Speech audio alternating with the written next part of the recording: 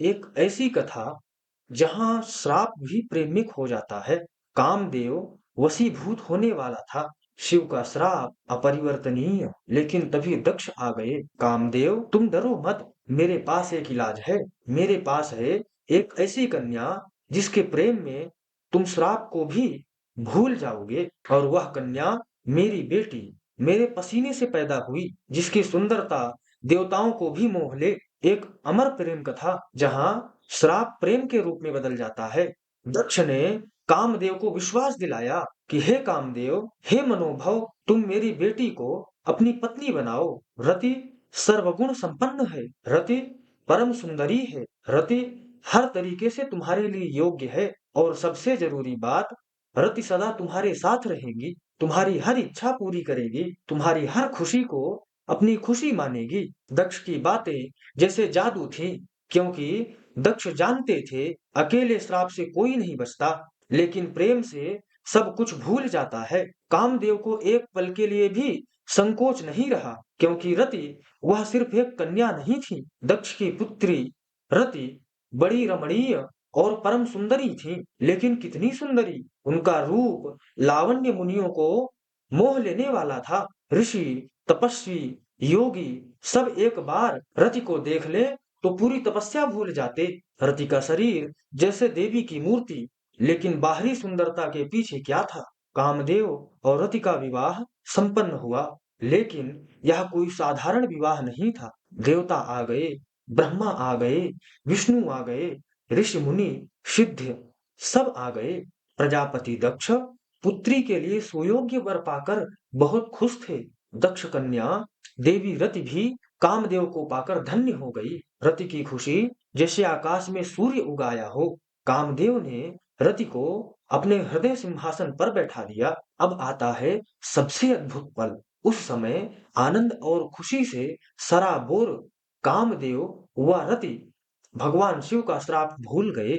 श्राप जो अभी अभी दिया गया था, शिव की तीसरी आंख की अग्नि से भस्म होने का श्राप, जो कभी गलत नहीं हो सकता। तो चलिए इस कथा के बारे में जानते हैं। ये कथा वर्णित है श्री शिव महापुराण के रुद्र संहिता के दूसरे खंड के चौथे अध्याय में। नारद जी ने पूछा, हे ब्रह्मा जी, इसके पश्चात क्या हुआ? आप मुझे इससे आगे की कथा भी बताइए। भगवन, काम और रति का विवाह हुआ या नहीं? आपके श्राप का क्या हुआ? कृपया इसके बारे में भी मुझे सविस्तार बताइए। ब्रह्मा जी बोले। शिव जी के वहां से अंतर्ध्यान हो जाने पर दक्ष ने काम से कहा, हे कामदेव, आपके ही समान गुणों वाली परम सुंदरी एवं सुशीला मेरी कन्या है। मेरी कन्या को तुम अपनी पत्नी के रूप में स्वीकार करो। मेरी पुत्री सर्वगुण संपन्न है तथा हर तरीके से आपके लिए सुयोग्य है।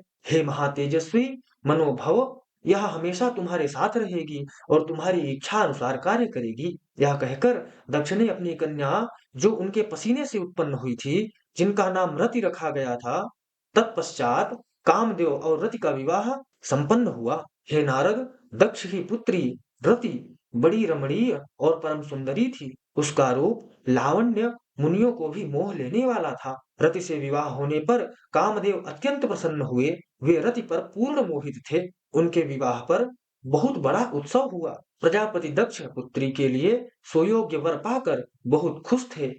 दक्ष कन्या देवी रति भी कामदेव को पाकर धन्य हो गई। जिस प्रकार बादलों में बिजली शोभा पाती है, उसी प्रकार कामदेव के साथ रति शोभा पा रही थी।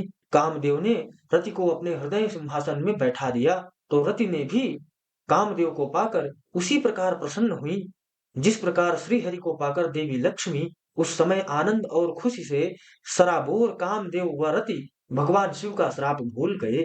सूत जी कहते हैं, ब्रह्मा जी का यह कथन सुनकर महर्षि नारद बड़े प्रसन्न हुए और हर्ष पूर्वक बोले, हे महामते, आपने भगवान शिव का अद्भुत लीला मुझे सुनाई है। प्रभु, अब आप मुझे यह बतलाइए कि कामदेव और रति के विवाह के उपरांत सब देवताओं के अपने धाम चले जाने के बाद पितरों को उत्पन्न करने वाली ब्रह्म कुमारी संध्या कहाँ गई? उनका विवाह कब और किससे हुआ? संध्या के विषय में मेरी जिज्ञासा शांत करिए। तो अगले भाग में जानेंगे संध्या के चरित्र के बारे में। ये कथा यहीं संपन्न होती है, जो कि श्री शिव महापुराण के रुद्र संहिता के दूसरे खंड का चौथा अध्याय संपूर्ण हुआ। ओम नमः शिवाय।